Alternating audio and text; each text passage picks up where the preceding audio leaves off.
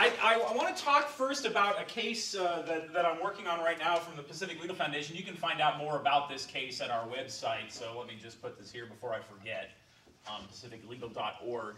I'm working on a case right now. In fact, on the plane out, I was looking over a filing that I'm going to have to do on Friday in a case in Missouri where I represent a man named Mike Muni. He runs a moving company called ABC Quality Movers. It's headquartered in St. Louis.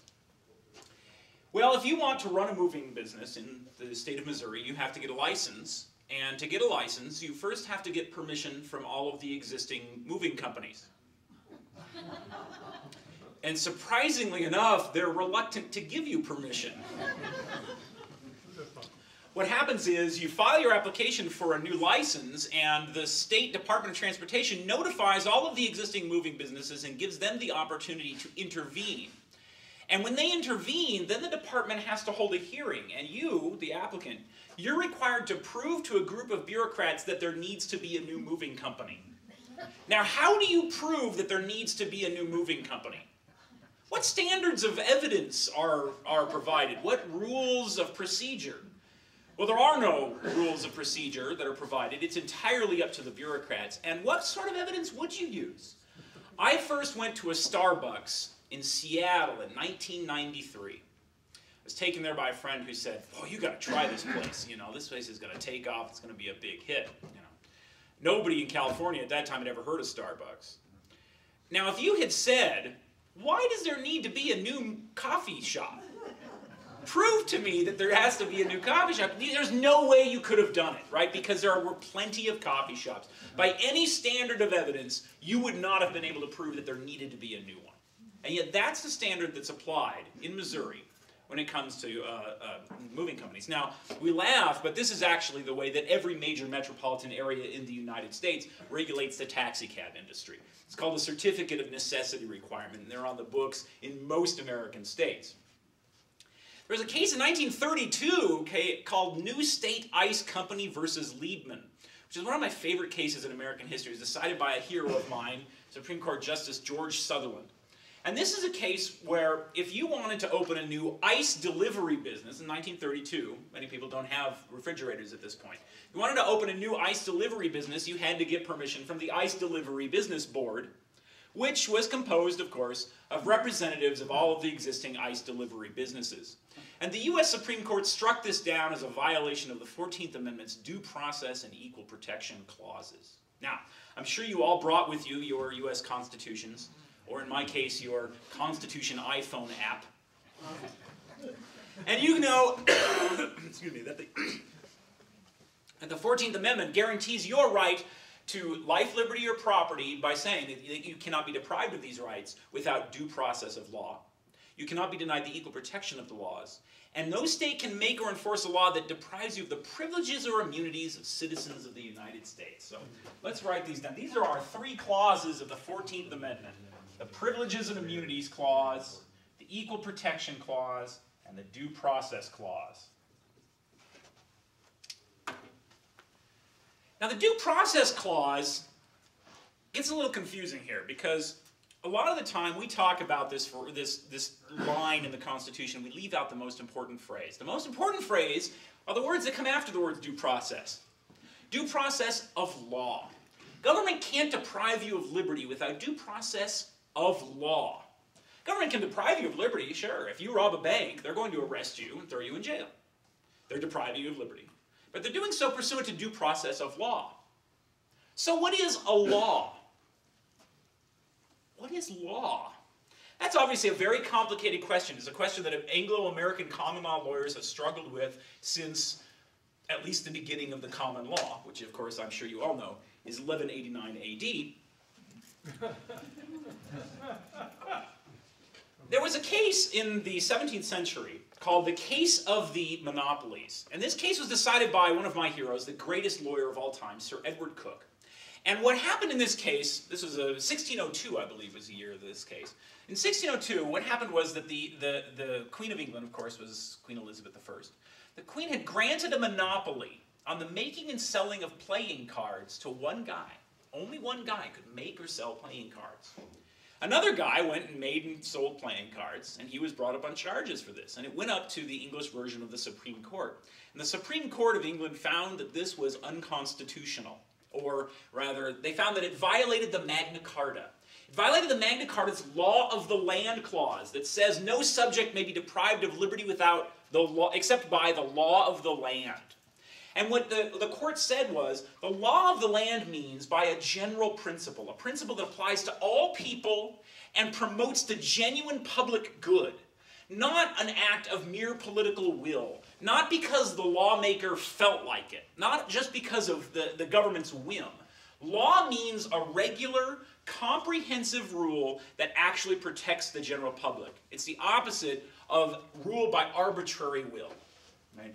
And a law that doesn't actually protect the public, but only divides up the marketplace and gives a privilege to one guy to make and sell playing cards, that doesn't protect the general public from anything.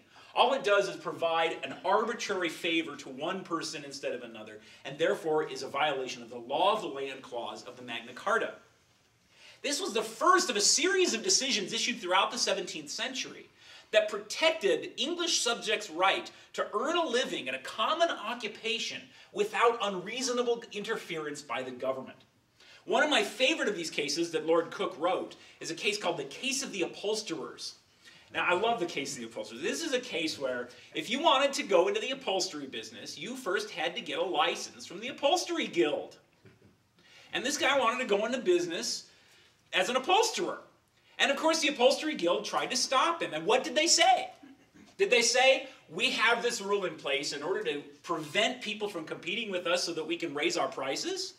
Of course not. They said what cartels always say. They said this rule protects the general public. It protects the general public from incompetent upholsterers. I mean, you could sit down in a chair and it wouldn't be upholstered correctly.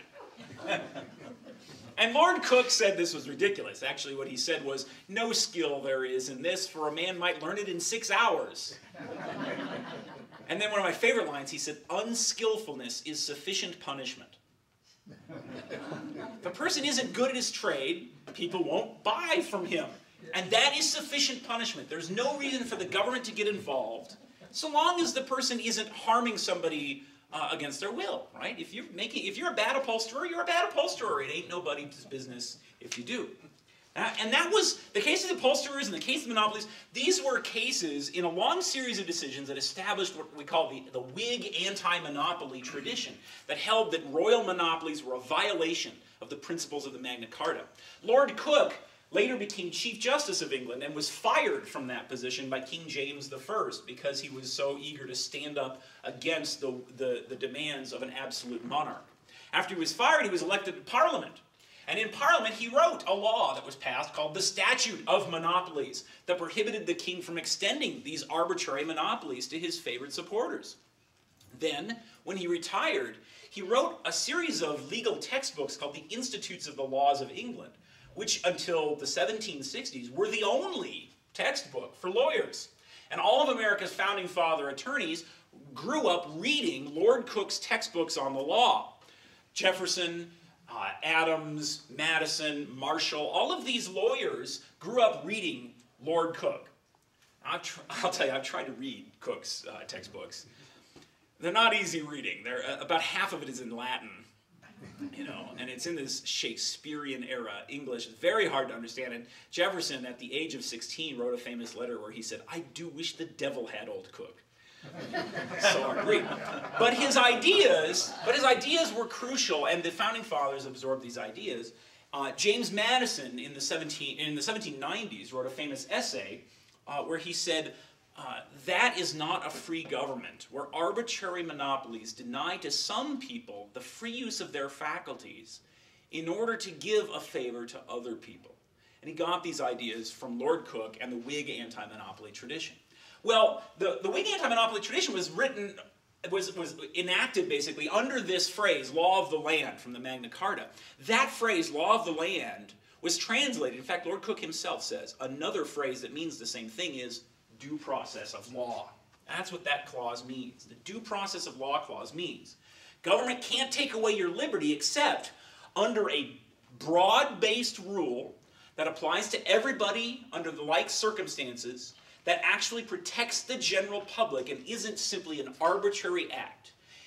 If any of you have ever told your kids, because I say so, you are violating the due process of law clause of the Constitution. Because I say so is an arbitrary act. Right? It's because I have the guns. I am the state. I say that it shall be that way. That is an arbitrary act. That's not due process of law. Due process of law gives you an answer to the question, why? And that was well understood not only by America's founders, but by the people who wrote the 14th Amendment. Anybody here know when the 14th Amendment was written? 1867. 1867. It was enacted in 1868. Right? It was one of the Civil War amendments. And it starts out by saying all persons born in the United States and subject to the jurisdiction thereof are citizens of the United States and of the state wherein they reside. And then it says you cannot take away their rights to their privileges or immunities of citizenship, equal protection of law, or due process of law. No state can do this. What are the privileges or immunities of citizenship?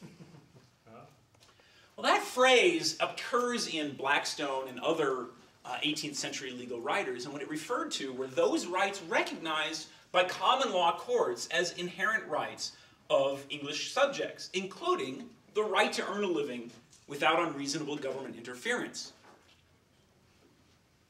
Now, in 1868, the same year that the 14th Amendment was passed, the state of Louisiana got together and they passed a law that said if you want to slaughter cattle, you have to do it at one privately owned butcher shop in New Orleans, which just happened to be owned by members of the state legislature. Okay. Now, this is a big deal. Louisiana, in the era after the Civil War, I mean, cattle is a huge industry there. The cattle ranchers are bringing over their cattle from Texas or bringing them down from the Midwest to be slaughtered in New Orleans, put on ships, and sent to markets in the East or in Europe or whatever. So slaughtering in New Orleans is a huge deal, and slaughtering is mostly carried on by small businesses. Small butcher shops do this work. And now a law is passed that says this is no longer allowed. You have to slaughter cattle at a privately owned butcher shop, the Crescent City Livestock and Landing Corporation. Now you'd have to imagine, I always say, you'd have to imagine that if the state of California passed a law saying every automobile in Los Angeles County must now be repaired at AMCO. Right? That's really what happened. Overnight, it puts hundreds of butchers out of business. So they file lawsuits, over 150, I think, of these lawsuits. They're combined into a single case at the U.S. Supreme Court called the Slaughterhouse Cases. And the Slaughterhouse Cases was the first case the U.S. Supreme Court ever interpreted the 14th Amendment. And what they did was they did this. They erased the Privileges or Immunities Clause from the Constitution of the United States. Since 1873, the Supreme Court has never, with only a few minor exceptions, enforced the Privileges or Immunities Clause. It is today dead letter. Now, what the butchers said was, they said, we have the right to earn a living. It's protected by the common law tradition. We have the right to earn a living without being interfered with by these arbitrary government monopolies like this one. It's been protected at common law for 2.5 centuries before the Slaughterhouse Cases is heard by the Supreme Court.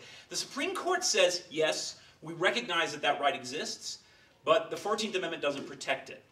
14th Amendment only protects certain very narrowly construed federal rights, such as your right to travel on the high seas.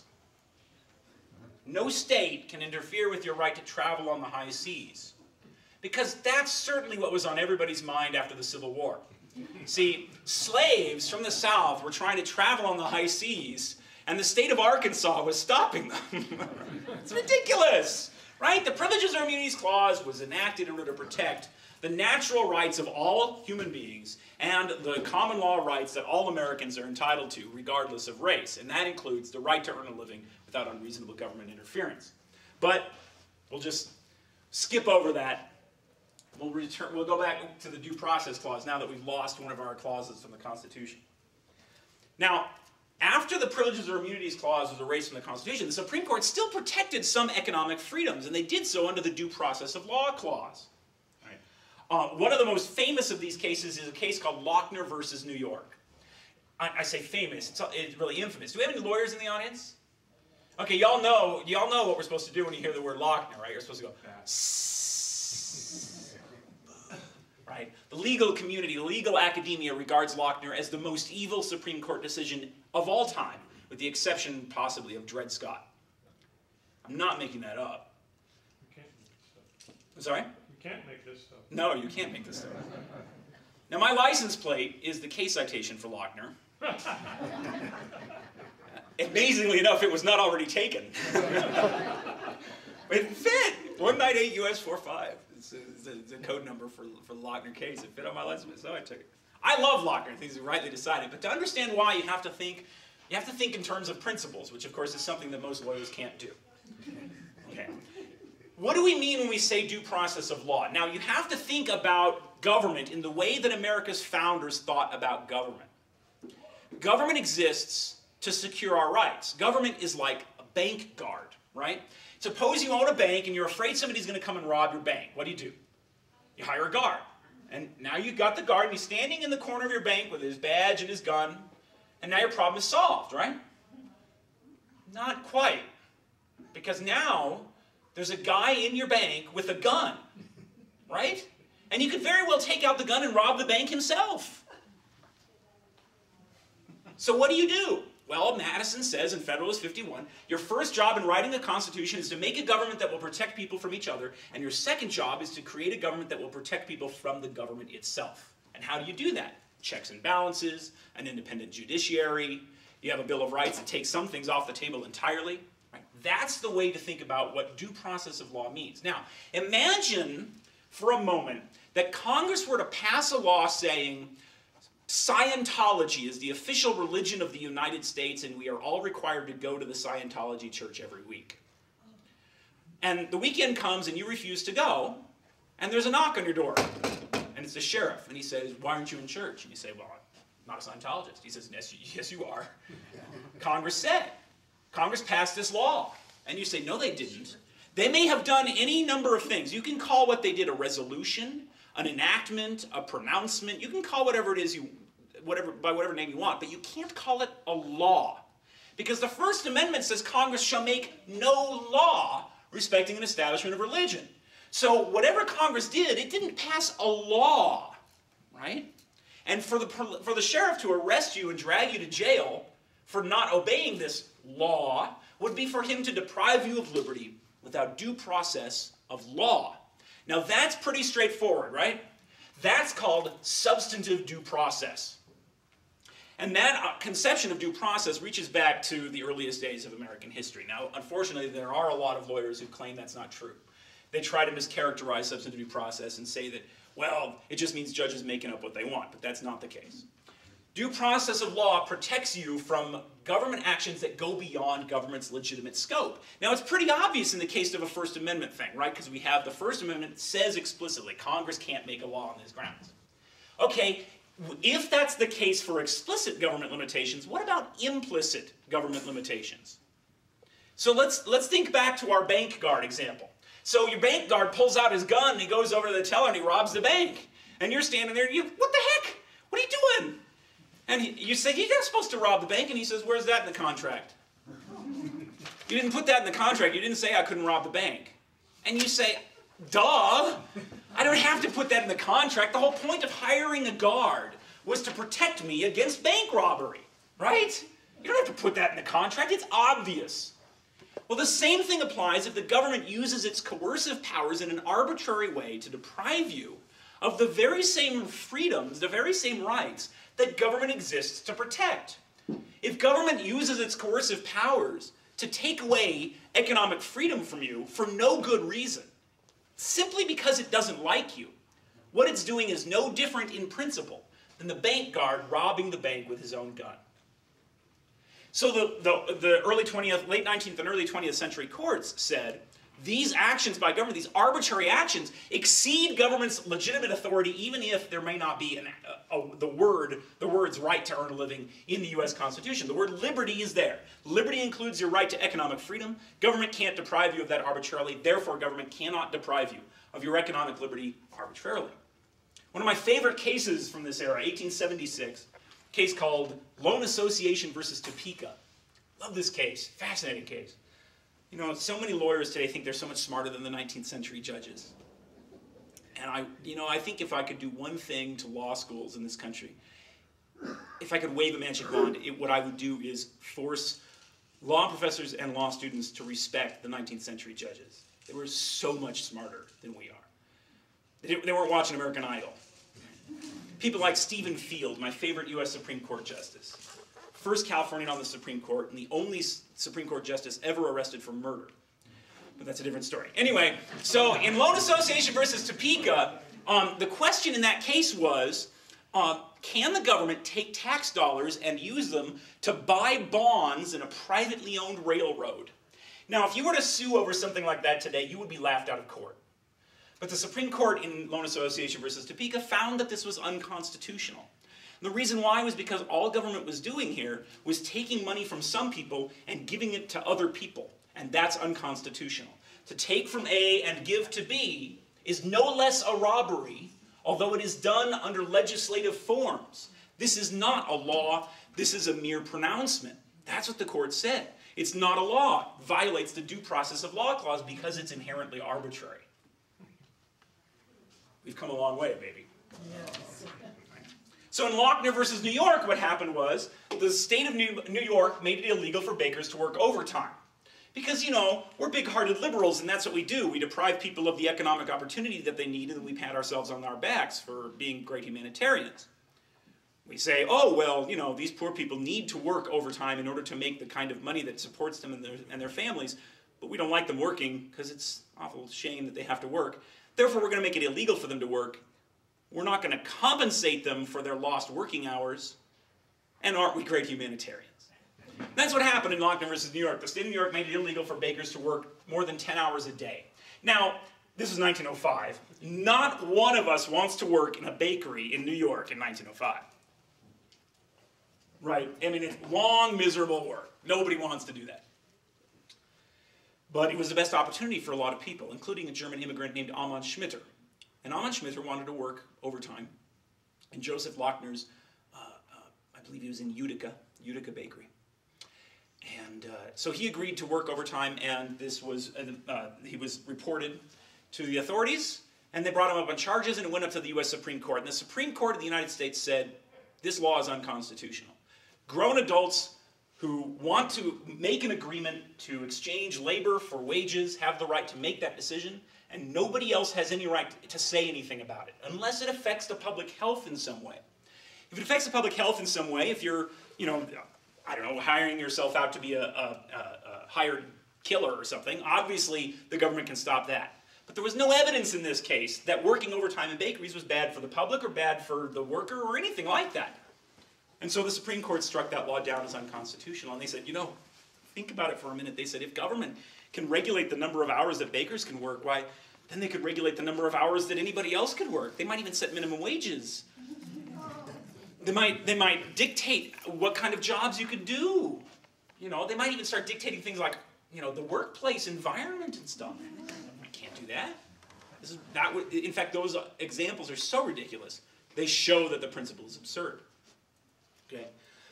Then there came, I mentioned the New State ICE case, but there's another case from 1923 called Adkins versus Children's Hospital. Another one of these fascinating cases, and also decided by Justice George Sutherland, whom I mentioned earlier. Sutherland was a big proponent of women's rights. He was one of the most outspoken advocates of the 19th Amendment. He was a senator before he became a U.S. Supreme Court justice. He was from Utah, where women already could vote. And he was very outspoken on behalf of women's right to vote. Well, Adkins versus Children's Hospital was 4 years after the 19th Amendment was enacted. In that case, what happened was that the Washington, D.C. Passed a law placing a minimum wage on women. Only women were affected by the law, and the law required that they be paid about twice the going rate. What happens as a result of that law? Women don't get hired, or they get fired and replaced by men, right? Because, again, we are big-hearted liberals, and so we know that the best way to help humanity is to make their jobs illegal, or to make it more expensive to hire the poor and members of minority groups. That's the best thing we can do for members of minority groups, is to make it really expensive to hire them. And so that's what Washington, D.C. did, and it went up to the U.S. Supreme Court, and Justice Sutherland and the U.S. Supreme Court struck this law down as unconstitutional. And what Sutherland said was, it may have been the case in the past that women were under the protective arm of Big Brother government. But since the enactment of the 19th Amendment, they are now equal citizens, and they therefore have the same right as men do to decide for themselves what to do with their bodies. And that includes the right to work as an elevator operator in a hotel. That was the case in that case. If they want to, for whatever wages they decide are right. When was that case decided? That was 1923. The case was overruled only 9 years later. And the case was overruled in a case called West Coast Hotel versus Parrish. That was the beginning of the New Deal jurisprudential revolution. Now I've been talking about these cases, and you've all been thinking, oh my gosh, that Lochner case sounds great. That loan association case, they can't take property from one person and give it to another. How do we have Kelo? How is this possible, right? The answer is the New Deal Supreme Court.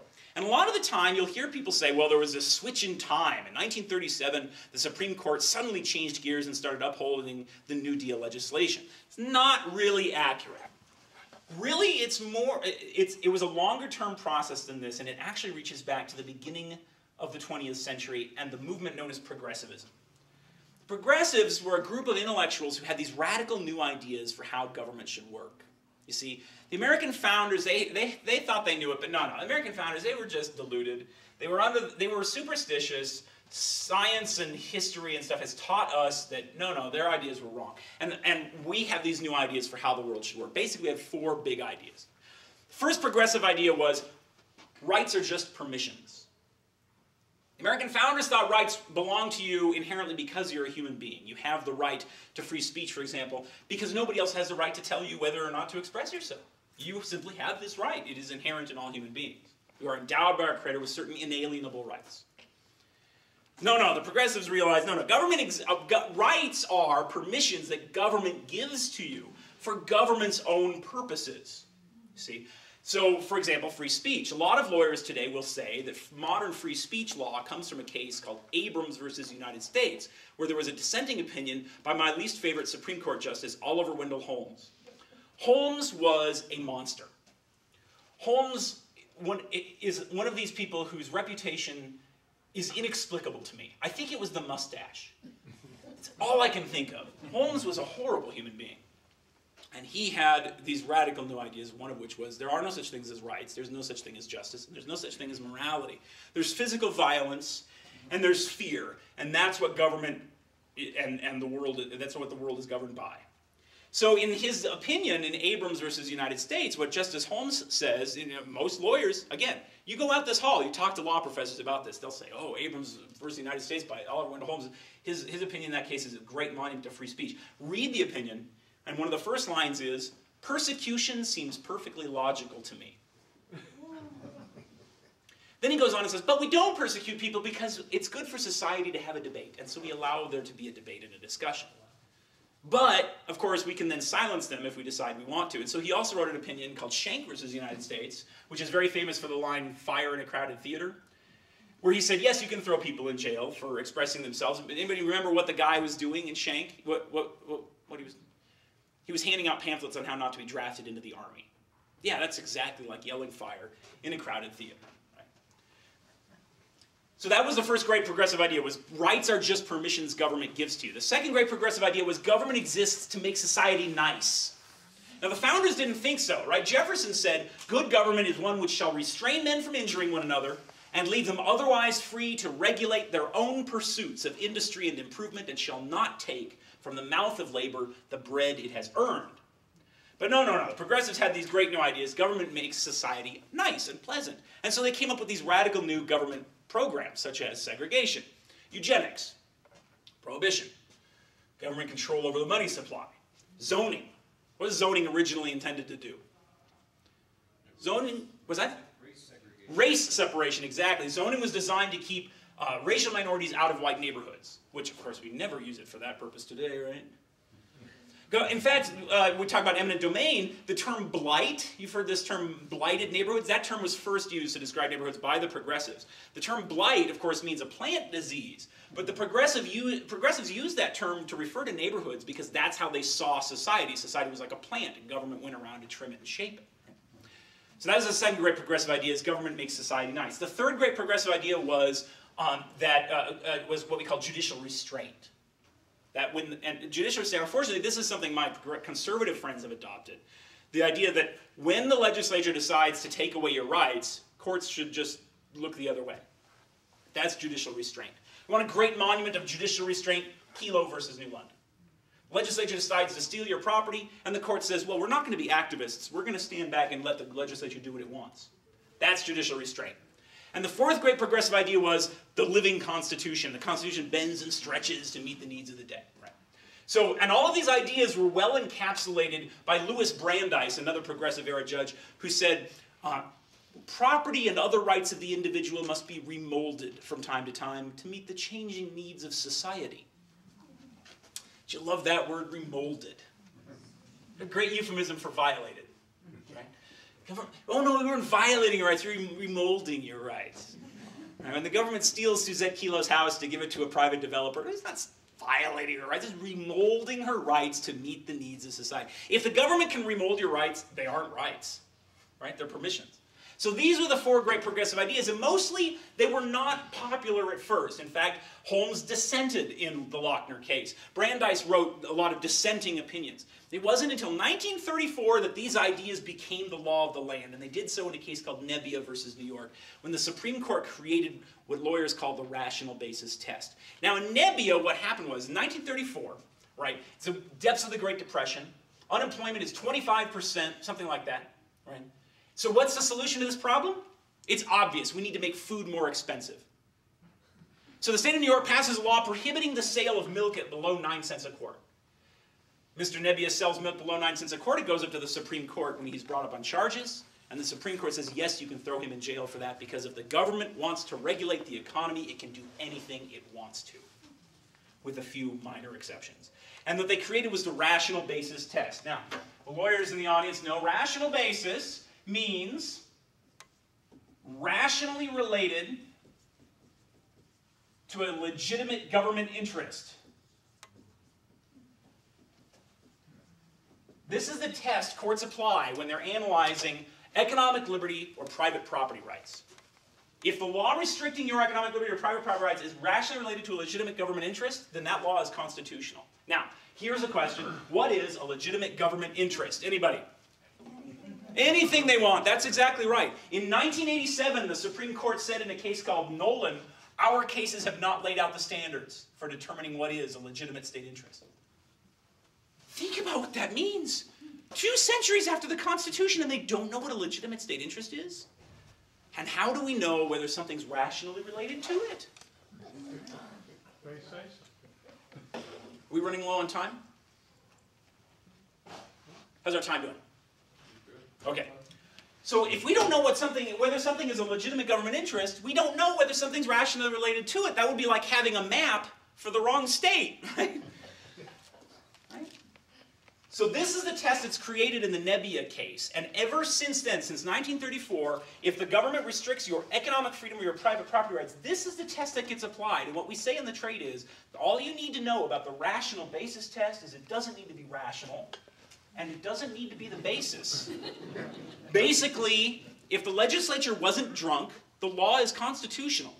That's the test that gets applied. Now, if you're challenging a law on free speech grounds, or freedom of religion, or something like that, you get a higher standard of scrutiny. You get what they call strict scrutiny. And in that case, the court really does pay attention to whether this law is constitutional or not. But if you're arguing that something violates your economic freedom, that's what you get. And that means the court looks the other way.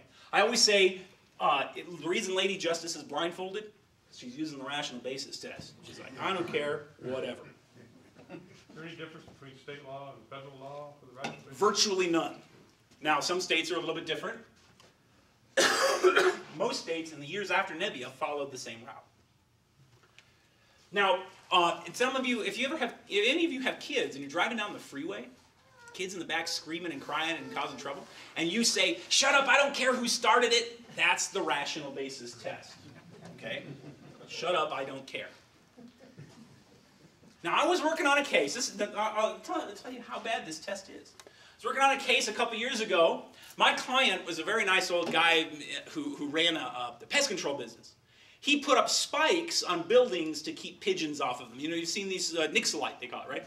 So if you want to do this in California, if you want to put spikes on a building to keep pigeons off of it, you need a Branch 2 structural pest control operator's license. And to get this license, you need to spend 2 years in training learning how to handle pesticides. And then you need to take a 200-question multiple choice examination. Now, I've read this exam. I'm under a court order not to disclose to you what's on the examination, but I can tell you what's not on that test. There's not a single question about pigeons, and then there's not a single question about spikes. And the law gets better, because you only need the license if you're dealing with pigeons. If you put the same spikes on the same building to keep seagulls off, you don't need any license at all.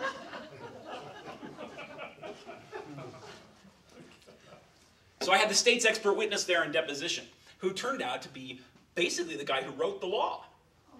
So I said to him, now this law doesn't require a license if you're dealing with seagulls. He said, that's right. I said, but it does require a license if you're dealing with the pigeons. He said, that's right. I said, would you call this law irrational? He said, yes, I would. And the government's lawyer says, can we take a break? He comes back to the break, he says, I'd like to clarify what I said about irrational. And I'm thinking, I bet you would, wouldn't you? He says, well, see, what originally happened was, at first you needed a license for all pest control work, no matter what. Then, in the 90s, they were thinking about getting rid of the license for people who didn't use pesticides. But those of us who already had licenses, we didn't want to face competition from newcomers in the field. And so what we did was we went down to the legislature and we said, look, let's compromise. Why don't you divide up the market and let us deal with the pigeons, because those are the most common birds. And these guys, they can deal with, seagulls or whatever, because those aren't very common. And I'm saying, yes, tell me more, right? What he said, and he then went on to testify again, he said, from the public's perspective, it's irrational. But it was a political piece of legislation intended to make a particular constituency happy. In other words, it was a violation of the due process of law clause of the 14th Amendment. So we went to the court and we said, Your Honor, it is an undisputed fact in this case that this law is irrational. And we lost because of the rational basis test, which not only says that absolutely anything the legislature does, with a very few exceptions, is perfectly legitimate. It says that the government can make up its justifications for the law after the fact. Not only that, the judge is supposed to make up his own justifications for the law, even if the state itself admits that there's no evidence for it. Now imagine that that were the rule in criminal law. Imagine that you were brought up on charges and the prosecution fails to prove its case, and the judge says, well, the prosecution failed to prove its case, but I could see a way you might have done it.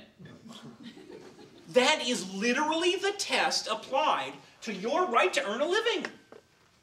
So what the judge said was, well, it's true that Mr. Merrifield doesn't deal with, that he deals with pigeons, and that the test doesn't test knowledge of pigeons.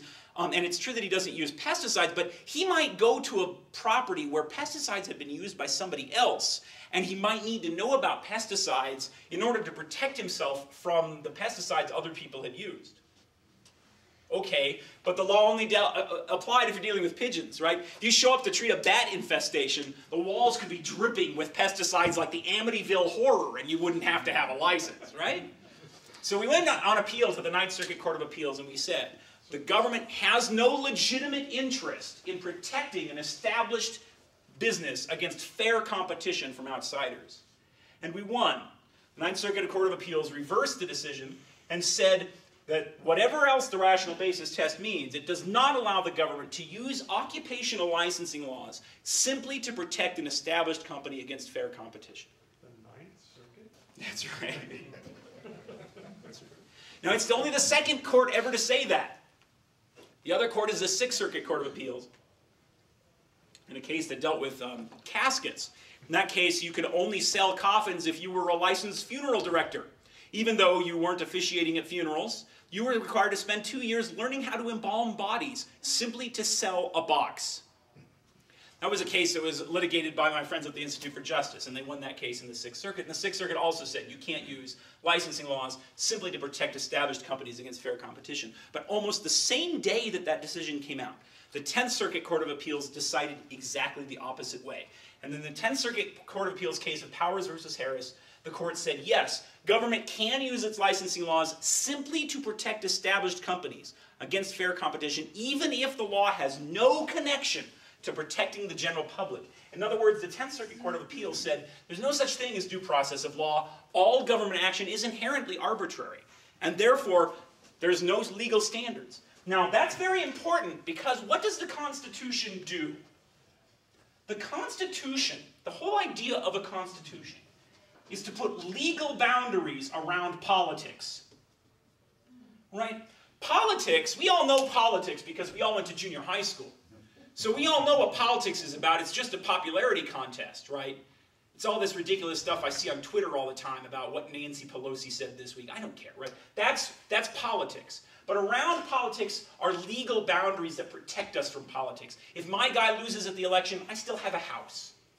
They can't come and take my house, in theory, because law protects me from politics. What the decision of that 10th Circuit case, what that means, when they say that there are no boundaries on what the legislature can do, it can simply extend favors if it wants to, with no constitutional limit, is it tears that away.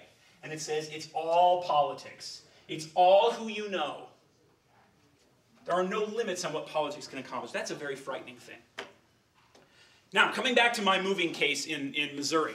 When I go to court and I challenge this law, I'm going to be confronted with this rational basis test. And what I have to argue is the government has no legitimate interest in protecting established moving companies against fair competition from outsiders.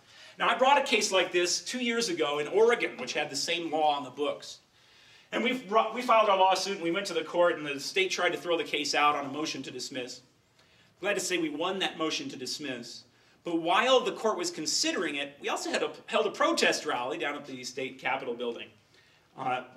My client and a few other moving companies showed up with moving trucks with banners on the side that said, "Monopoly is un-American," and "Small business moves America," and things like that. And fortunately, the state legislature decided to repeal that protectionist licensing law. That was in October of 2009, and in the years since the state repealed that law, over 20 new moving companies have started in Oregon. Now that's quite something, considering that when we filed our lawsuit, no new license for a new moving company had been granted in the 2 years prior to our filing that complaint. So the market has been opened up, at least as far as moving companies are concerned. But you see that when I talk about these silly cases like moving companies and pigeons and all this sort of thing, they sound like a lot of fun, right? But they have very deep principles. They have the deepest possible principles at play. And that is our right to be protected by the 14th Amendment from violations of the due process of law clause, of the very principle of lawfulness. Is the legislature bound by principles of lawfulness? Or is whatever it does automatically legitimate? These issues of economic liberty go very deep into what we talk about when we talk about freedom. It's not just economic freedom, because you can't separate economic freedom from other kinds of freedom, right? What about free speech, right? You can't have a free newspaper if the government owns all of the newspaper printing presses, right? You can't separate. What about the campaign finance laws? We talk about these as if they're free speech cases, and yes, of course, they're related to free speech, but really it's an economic freedom. I have my money, and I have the right to do with my money what I please, right? You cannot separate these things in principle. If the government can dictate to you what it wants as far as occupational licensing laws are concerned, why can't it dictate to you in other ways? Working on a case right now in the 9th Circuit Court of Appeals where my client was forced to give up his right to vote in exchange for a building permit. Now, in California, we have this rule that says homeowners are constitutionally entitled to vote on certain kinds of property taxes. City of Carlsbad, not far from San Diego, they don't want you to vote on property taxes. So when you apply for your building permit, they come to you and they say, you have to pay the property tax up front, which is illegal. And then they say, and if you can't afford it, and in my client's case it was $115,000, if you can't afford it, just sign this little waiver that forever gives up your right to vote on property taxes and runs with the land to any subsequent owner of the property. We challenged that in court, and we have now been waiting for a decision from the 9th Circuit for 18 months. One of the longest cases we've ever worked on at the foundation. But the bottom line is these are matters of principle, which means you can't challenge them except on the basis of principle. When I talked about what the progressives said, their 4 big ideas about rights are just permissions, and government exists to make society nice, and things like that, those are the principles that virtually every judge and every lawyer in this country has absorbed and believes is true. Challenge them on those principles. There's no way to win this fight in the long term without arguing about these philosophical ideas that lie at the root of our Constitution. Does government really exist to make society nice? Or does it, as the Declaration of Independence said, protect our rights, and that's it? Right? Oliver Wendell Holmes, in his dissent in the Lochner case, he said, constitutions are made for people of fundamentally differing views. That's a lie. Constitutions are made for people who fundamentally share views, and the Founding Fathers told us those views in the Declaration of Independence. Only by returning to those principles can we really hope to restore protection for economic liberties and all other kinds of liberties. Thank you very much.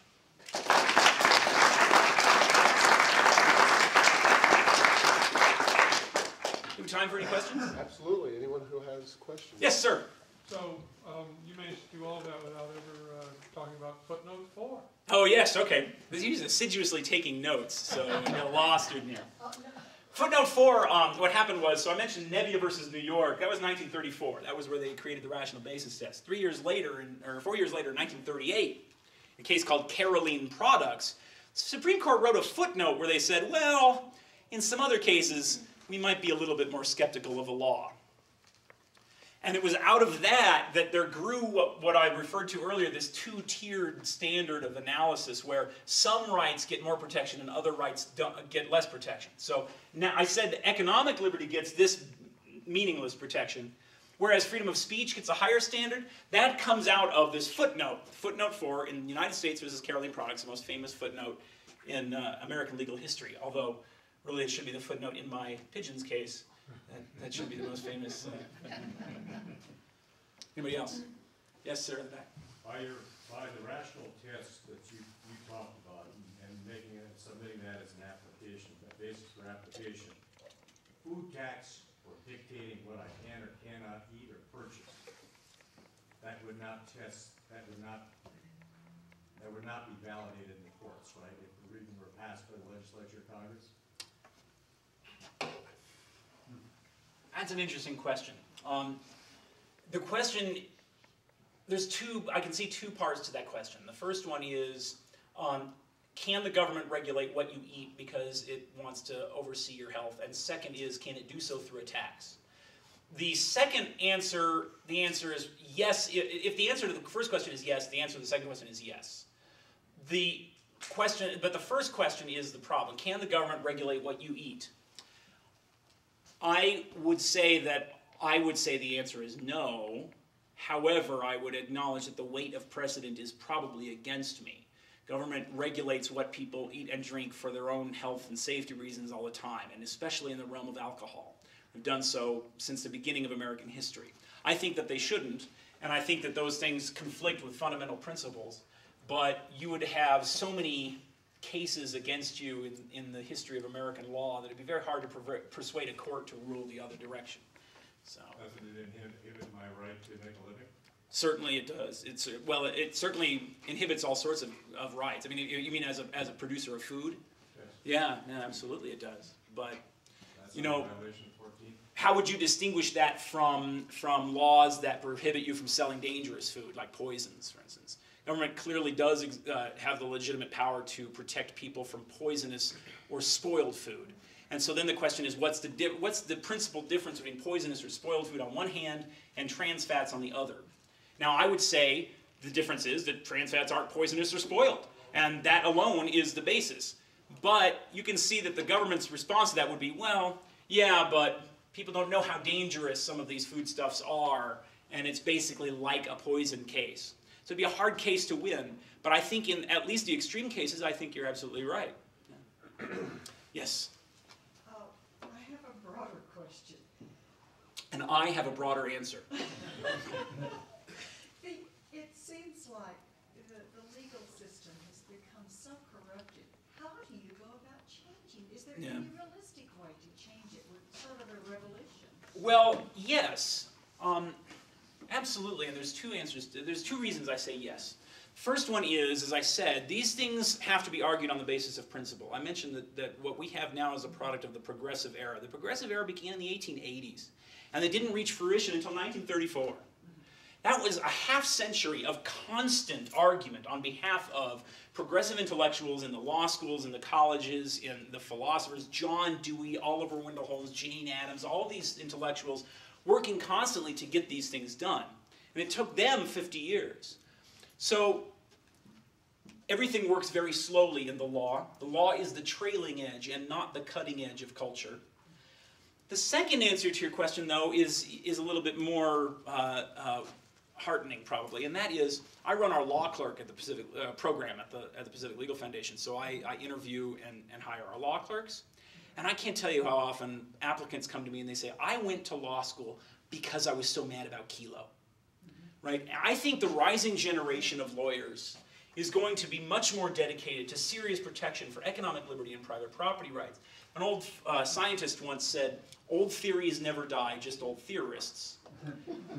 And eventually the people who cling to this outdated New Deal jurisprudence, they're going to give way to a generation of people who see that there's really no sense in saying that the government cannot search your house except if it satisfies all sorts of stringent warrant requirements, but it can steal your house through eminent domain with virtually no oversight. Yes, sir. A very narrow question. What happened to the butchers in New Orleans? The butchers in New Orleans, well, actually, it's a very interesting case. Okay, so, slaughterhouse cases was decided in 1873 with a beautiful dissent by my hero, Stephen Field, the greatest of all Supreme Court justices. In 1890, I think, the state of Louisiana adopted a new constitution that included a provision prohibiting monopolies in the butcher trade. Okay, so overnight it destroyed the Crescent City's monopoly on butchering. So what did they do? They sued. They sued and they said, "We have a right to run this monopoly and you can't take this monopoly away from us because that's a taking of private property without just compensation. It's a violation of the Contracts Clause of the Constitution." Well, that decision was written by Justice Field, and he was very happy to write that decision and say, "Oh yeah, the state can abolish that monopoly if they want to." Now that case does not overrule the slaughterhouse cases, but it certainly ended that litigation. I mean, it ended that monopoly. Now, the slaughterhouse cases remains on the books, and you probably all heard about the case of McDonald versus Chicago, the gun rights case that was decided this past term. In that case, the Supreme Court was confronted with the question of whether to overrule the slaughterhouse cases and revive, for the first time since the 1870s, the Privileges or Immunities Clause of the 14th Amendment. And this was very exciting for those of us who are dedicated to this. I mean, I've always said I have two goals in my legal career. One is to overturn the slaughterhouse cases, and the other is to be the first lawyer to successfully sue a public school teacher for malpractice. Which you can't do. It's been tried. Anyway, so I was very excited to see this case come up, and it was litigated very heavily, and unfortunately the Supreme Court didn't even address the issue. Anthony Scalia laughed. He did, and had to turn in his originalism card at that point. Yes? I see how the appeal of cases where there's just no connection between the government's requirement or that it imposes and the business that's being regulated. So there's no reason for your pigeon guy to know about pesticides. But what test would you, I mean, taking your theory a little bit further, what test would you apply to laws like, I forget the name, it's I think the Consumer Product Safety Act that was recently passed that requires all kinds of expensive testing in case there might be a little tiny bit of lead in toys. Right. And there you could see the government saying, well no, this really does make the product a little bit safer. And but of course one of the main sponsors of legislation was Mattel, who doesn't want any competition from small toy makers or used toy sellers. Right. So what sort of test would you use to say, well look, even though the legislation really might make the toys safer, it's still an imposition on, it's still illegitimate. Yeah. The easy answer to your question is some scrutiny, please. We don't have any scrutiny at all under the rational basis test. The rational basis test is just to judge whether he feels sorry for you or not, right? Now, to be a little bit more specific is difficult. I would say, I think the whole idea of different standards of scrutiny is cockamamie. There's nothing in the Constitution of the United States that justifies it. I think courts need to look at a statute and look at the Constitution and see whether they match, and if they don't, then that's it. And whether you call that strict scrutiny or intermediate scrutiny, or we've got all sorts of different standards now. There's like 30 or 40 of these things. They're like Ptolemaic epicycles, you know. But in a case like that, I would say unless the burden is really, really extreme, like in the lead case, I would say such a law is probably constitutional. The Constitution does give Congress very strong authority to regulate interstate commerce, for example. That doesn't mean it can regulate things that are not interstate and that are not commerce, which they do nowadays. But it means that Congress can impose very severe restrictions on trade if it wants to. However, in a case where this legislation is backed up by interests who are who stand to benefit dramatically from the legislation, I think courts should be very skeptical of such things, and I think that they should be willing to say when something is just ridiculous. And they really don't. They just aren't. Now, if that means that the courts end up striking down too many laws, I'm all for that. I would rather have a court strike down too many laws than not enough laws, because contrary to a lot of my conservative friends, I am much more afraid of the legislature than of the courts. The legislature, a lot of the time, every time I go to court, I get to hear this from the other side. The government always says, well, if you don't like this legislation, you should vote against the representatives and vote the bums out. That your solution is at the ballot box, blah, blah, blah, blah, blah. When, of course, virtually every law that you actually are regulated by in your lives is not even enacted by the legislature. They are enacted by regulatory agencies that are staffed by unelected bureaucrats who cannot even be fired. Right?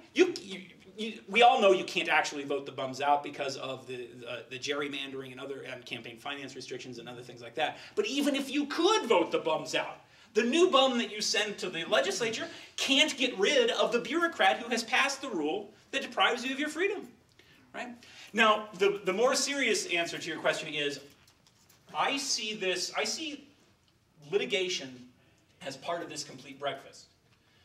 I think what I do, I love suing the government for these kinds of things, but of course the solution is not going to be found in a decree from a court. The solution is philosophical and cultural.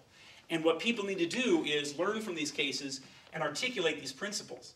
And once they do that, once the culture changes to respect the rights of America's wealth creators, you won't have legislation like that as much as you do now. In Kelo versus New London, I wrote a brief in Kelo versus New London, for instance, where I quoted Tocqueville. Tocqueville said that the big danger in American constitutionalism is that the majority has absolute power, if only they realize it. They don't realize it yet, but they have absolute power, and if the majority wants to, they can just totally ignore the Constitution. And then he says, but because of social mores, there are some things that the majority does not even imagine doing. Well, thanks to the New Deal, the majority imagines doing it. Nobody would have imagined stealing your house and giving it to Costco just, a century ago. But nowadays, that's routine. That's the whole scheme of redevelopment. Right? So changing the social mores is what I consider to be the ultimate goal. Yes, sir? Obamacare. What about Obamacare? Do I think it's constitutional? Yeah, do you? No, it's totally unconstitutional.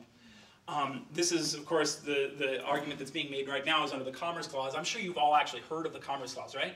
This is the greatest thing ever. I tell you, 10 years ago, the idea that most Americans would have heard of the Commerce Clause, and now everybody knows this stuff. It's fantastic. So the quick rundown is, the Commerce Clause allows the Congress to regulate interstate commerce. Today, it uses that power to regulate things that are not interstate and that are not commerce. For example, it allows the Supreme Court has allowed Congress to regulate the possession of marijuana that you grow in your own yard, non-commercially, that you do not buy from anybody and do not sell to anybody, and that is only in your own yard so it does not cross interstate boundaries. Nevertheless, the Supreme Court said Congress can regulate that. It's not interstate, it's not commerce. Regulated it under the Interstate Commerce Clause. Now, in the Obamacare case, it's going even farther, because in that case, what they're regulating is not even activity. They're requiring you to purchase health insurance when you don't want to. Well, my not wanting to buy something is not commerce, except by a definition that would mean that everything is commerce. Now, you can say that everything has economic effects, and therefore everything is commerce. But if that's true, then the Constitution of the United States should be only one sentence long. It should say Congress can regulate commerce. That's it. Instead, the Constitution goes on and it says Congress can establish post roads. Congress can establish an army. Congress can establish a navy. Congress can tax and borrow and spend. All of these things have commercial effects. If Congress can already regulate everything that has commercial effects, why did the founders write the other 3 pages of the Constitution? Right? The answer is because they did not expect the Interstate Commerce Clause to allow Congress to do whatever it wants, which is how we construe that clause today. It's The big uphill battle to win this case, Pacific Legal Foundation filed this case representing a man named Matt Sissel, lives in Iowa City. He's an Iraq war veteran who doesn't believe in buying, he doesn't want to buy health insurance because he doesn't think it's a wise economic choice for him. He's a small businessman. He's a young guy who started, in fact, just I think this week, he's opening his business, which is an art studio. He's actually quite a talented portraitist who specializes in portraits of libertarian heroes like Milton Friedman. And quite skilled. So we're representing him. We filed that case a few weeks ago. And there, as you know, there's, I think, what, 6 or 7 cases that are already going on, including cases brought by something like 13 or 14 states, I think, now. So, yes, sir. I have a hypothetical situation. Let's say I'm a developer and I make my money developing properties. I have the first one here in New Mexico where I have regulations and covenants saying that you have to put your trash can off the street, you have to make sure it's zero escape, no grass. The second one is in Miami Beach and I don't want Jews to be in my development. The third one is in Chicago, where the Negroes and the Caucasians are to be separated. That's how I make my money, by attracting them. Right. Now, obviously, on the second two, the last two, racial discrimination is obvious. We just get rid of that. But let's say, how can you defend my last two developments with your earning a living? In other words, if there's any rules against me, then it affects my earning a living. So how would you defend that? Very challenging question. When the Supreme Court was called upon to answer that question, it did so in a case called Shelley versus Kramer, which everybody loves the outcome, but nobody likes the reasoning. What happened in Shelley versus Kramer is they had these racially restrictive covenants that said that a property owner was not allowed to sell the property to blacks, and the Supreme Court said, we cannot enforce this under the 14th Amendment. Well, the problem with that is the 14th Amendment only prohibits the government from doing stuff. It doesn't prohibit private parties from doing things. And a racially restrictive covenant is private parties doing things. So what the Supreme Court said is, well, that's true, but for a court to enforce it would be the government doing something, so that's the state action, and therefore these covenants are unconstitutional. It's very clever, but the problem with it is that under that theory, absolutely everything is state action, right? Every contract is ultimately enforced by the government. So that would mean that every contract is state action, which is why ever since Shelley in the 1940s, courts have never used that theory again. they've left the case in the books, but they never dealt with it again. My answer when it comes to race is even cleverer than that. And that is, I think such things are illegal under the 13th Amendment. So in the 13th Amendment, it says, neither slavery nor involuntary servitude can be allowed. It's the only constitutional provision, except for prohibition, that affects what individuals can personally do. Everything else in the Constitution prohibits the government from doing things. Only the Prohibition Amendment and the Slavery Amendment prohibit individuals from doing anything. Now, there was a case called the Civil Rights Cases in 1883. And in that case, in a dissenting opinion, one of my heroes, another great Supreme Court Justice, Justice John Harlan, said, slavery and involuntary servitude are listed separately in this amendment. So that means they must be different things. Otherwise, it would have been redundant and silly to use both terms. So what's the difference between slavery and involuntary servitude? Well, involuntary servitude is obvious. It's servitude that's involuntary. But slavery is something more. Slavery is racial discrimination, segregation, the dehumanization of blacks in the South. These sorts of activities that he called badges and incidents of servitude. And the 13th Amendment makes those unconstitutional and illegal. So under Justice John Harlan's opinion, private racial discrimination in contracts would have been illegal under the 13th Amendment. Now, he wrote that in a dissenting opinion. And that theory was not adopted by the Supreme Court until the 1960s in a case called Runyon versus McCrary. And Runyon versus McCrary, the Supreme Court said that private schools cannot discriminate on the basis of race because it violates the 13th Amendment. Now, that's an easy answer. Because what you're asking in a broader sense is, if government can't deprive me of my right to earn a living in whatever way I see fit, why should it be allowed to do that by prohibiting me from running, say, a whites-only club or a blacks-only club or something like that? And the answer that we've given historically is that such things are simply so obscene that we're not going to allow it, if for no other reason than under the morals provision, that government can prohibit people from engaging in certain sorts of inherently immoral activities. You know, if you're torturing kittens for a living, you know, you're offering people the opportunity to come and torture kittens for a living, government can legitimately deprive you of that, of your opportunity to do that. Most people are perfectly satisfied by an answer like that. Pure libertarians are not, and I like to think of myself as a pretty pure libertarian. In my case, I would have to say the answer is very complicated. I very much want to get to a situation where I can say why the government should not allow people to discriminate on the basis of race in their businesses. But you have to provide some rule that provides a stopping point, because there are extreme ends that you don't want to get to. For example, there was a case, I think about 10 years ago, where I think it was in Alaska, there was a woman who rented out homes. She was a devout Catholic, and she very much believed that it was immoral for unmarried men and women to live together. And she refused, therefore, to rent her home to an unmarried couple, and they sued under the civil rights laws and won. So the government is forcing her to rent her home to people who are engaged in what she considers to be immoral activity. Now, where is her freedom of religion? I think anybody would be troubled by that outcome. Where do you draw the line between those two extremes? On one hand, allowing people to discriminate willy-nilly in a way that I think everybody would regard as illegitimate. You know, the treatment of blacks in the South after the Civil War was something much worse than just saying, no, you have to go shop somewhere else, right? What you had was an enormous cartel of all the whites in the South refusing to have anything to do with the black population in terms of economics. And in a true boycott system, well, boycotts were illegal at common law. They were a violation of the anti-monopoly principle. So these are very complicated questions, and I don't have an easy answer for you. I do think that the easiest answer would be to say racial discrimination violates the 13th Amendment.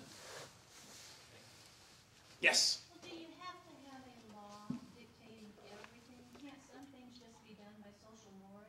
Yes, of course. The question is, can't some things be done by social mores instead of just by law? Of course, but I'm not satisfied with that in the case of race.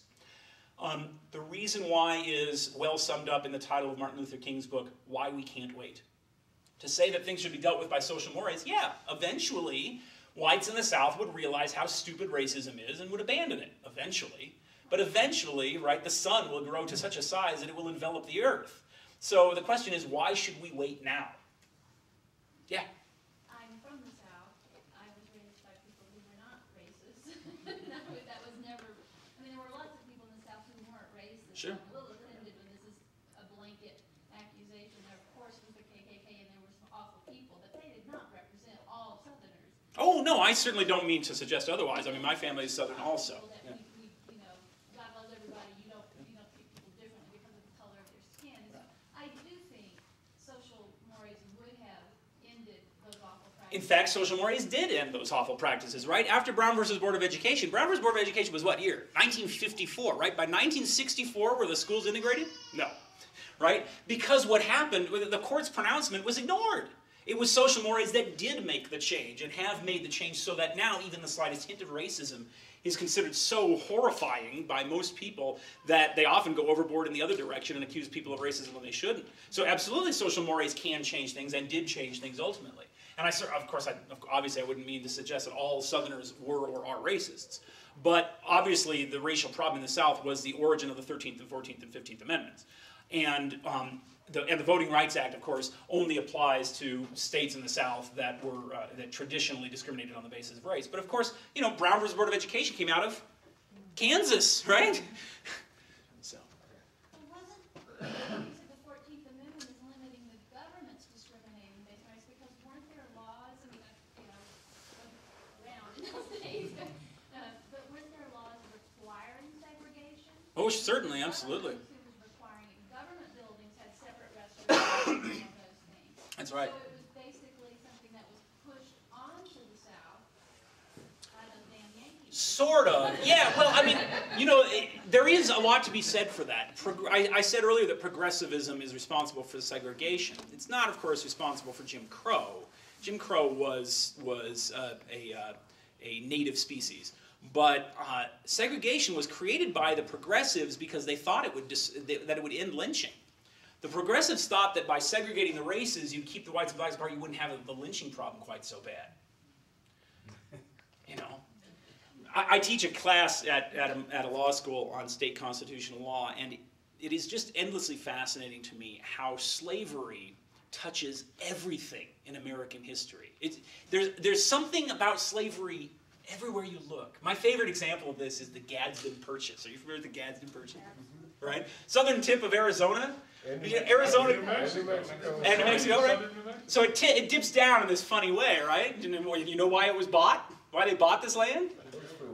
To build a railroad, to build a southern transcontinental railroad, because the chairman of the Transcontinental Railroad Committee in the Senate was Senator Jefferson Davis of Mississippi, right? And he knew that the day would come when the South would need its own transcontinental railroad, right?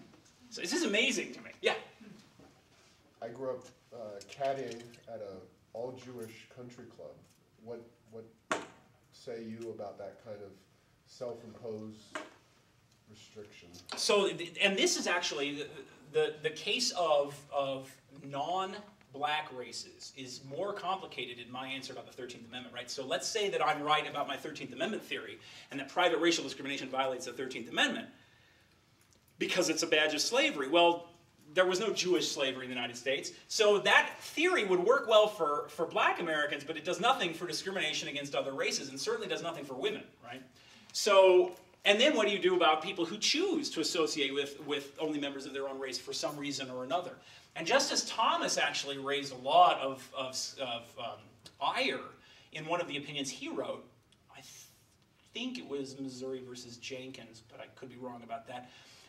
Which was a case where there was an all-black school that was sued for discriminating against white students. And this was found to be illegal. And Justice Thomas wrote a dissenting opinion where he said, "It's always amazing to me how people assume that anything that's all black must necessarily be inferior." You know? And that does seem to be the attitude, right? The attitude is that well, racial discrimination is so vile that we're going to stamp it out in all of its forms, and yet people do prefer to associate with people of their own race for reasons we would not say are illegitimate. And the most obvious example of this one is dating, right? And there's a great example I just read in a book just the other day.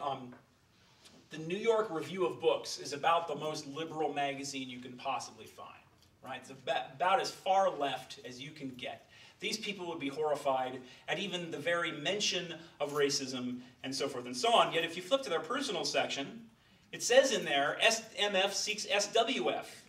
Right? They allow racially restrictive personal ads. So where do we draw the line? Where do we say that it's okay to prefer members of one's own race and not? And I don't know the answer to that question. I think we ought to presume in favor of liberty in all of these cases, and presume in favor of people choosing what they want to do freely, and presume against coercion.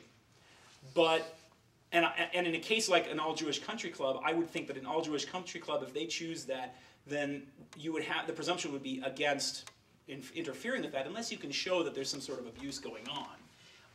As there was in the South, in the white South, where what you had was things like, to evade Brown versus Board of Education, some school districts would just dissolve and then create a private school of which all of the white citizens were guaranteed entry, right? And now it's a private school, right? And that sort of trickery, you know, if that's going on, then yes, the government, I think, should get involved.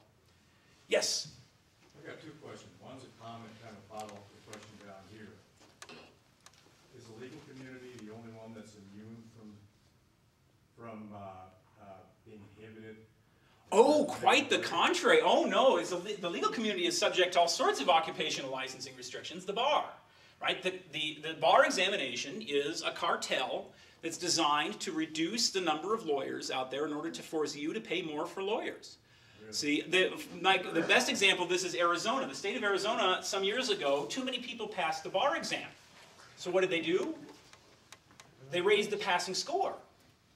Now, wait a second, right? If the bar exam exists to protect you against incompetent lawyers, then if a lot of people pass the bar exam, we should be going, yes, all right, we've got all sorts of new competent lawyers, people will get the legal representation they need, the price of legal representation will go down, it improves the standard of living, that's great, right? No, what they did was they raised the passing score because they said, uh-oh, too many lawyers means too much competition, which means a decrease in our prices. Could one argue, though, that the Crescent case is similar to the Bar Association? That which case is similar? Crescent case in Louisiana? Slaughterhouse case. Oh, yeah. Well, of course it is. Yeah, no, it's a state-created monopoly, and I think that I think it's totally unconstitutional. In fact, I'm very glad you mentioned that. So, I mean, Slaughterhouse was 1873, and that same year, in the same volume of the United States reports, there was a case of Myra Bradwell.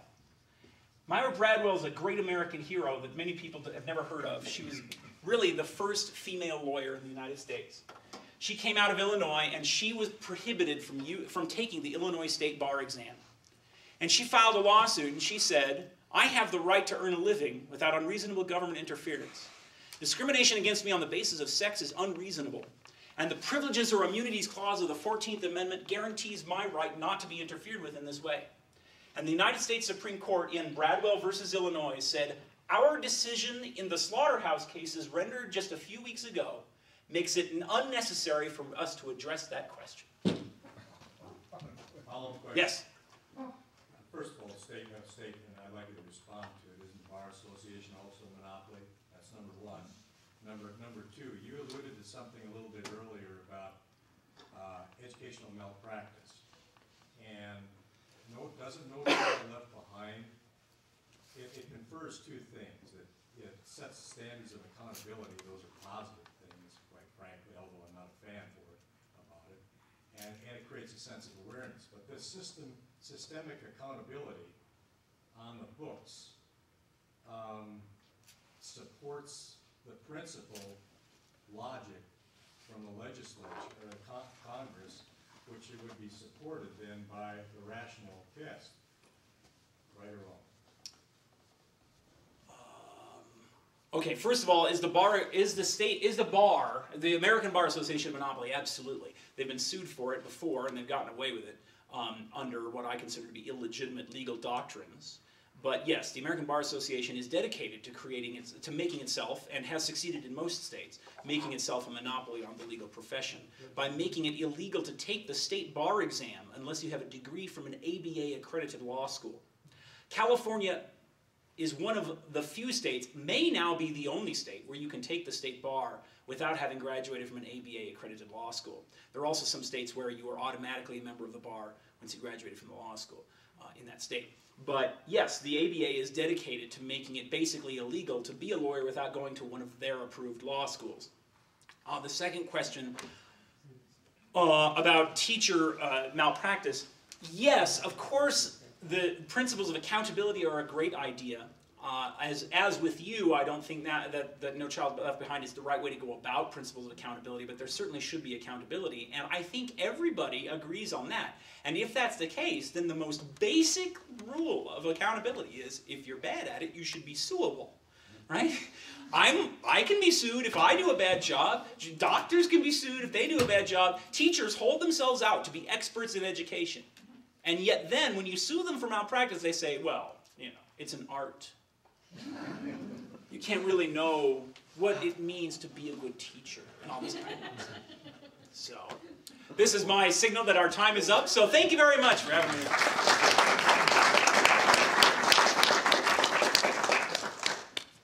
I might disagree with Tim. The one area where we might want to restrict people's right to earn a living is in decreasing the supply of lawyers. Him being the possible exception, and the folks at IJ as well. But other than that, I agree with, enjoyed that. So books are for sale for $25 out front, and he will be, I don't know, do you want to just sit up at a table right there? Do you need a pen? Yeah, I do. Okay, well, he'll be coming up here, and by all means, grab